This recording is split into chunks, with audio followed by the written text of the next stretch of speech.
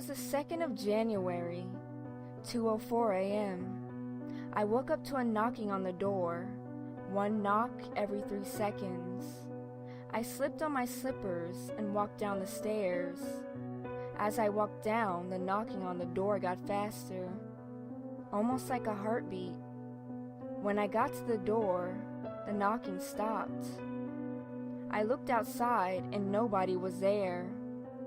I went back up to my room and back to bed, thinking it was just some kids playing a prank. At 4:21 a.m., I woke up to the front door slamming shut. I jumped, terrified. I looked over at my frosted window to find "Smile" written all over it in frost.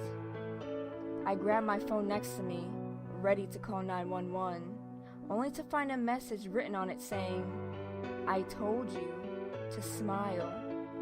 I cried and ran for my life, running outside.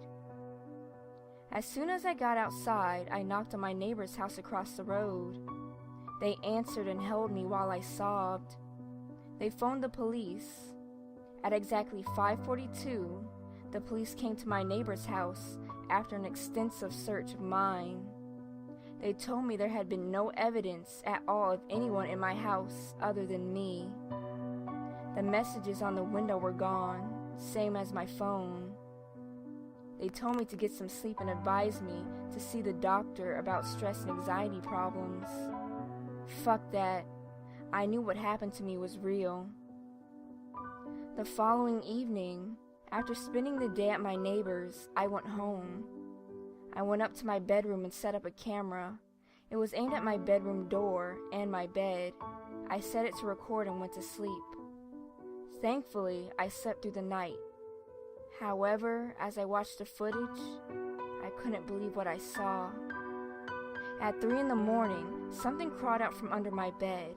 It was a completely naked and anorexic man. He stood up and looked at me on the bed. He did so for another hour, not moving at all. Then he moved. He walked over to the camera until his face took up the whole shot. He was extremely pale and had bulging veins all over his head. His eyes were completely black, with a huge smile on his face.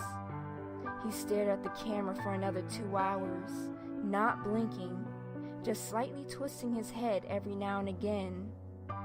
After 2 hours of him staring went past, he walked back over to my bed and crawled back under. I skipped the video forward until it showed me getting up and walking over to the camera. The video finished. I was frozen with fear. The video showed him going back under, but not leaving. Whatever it was still there.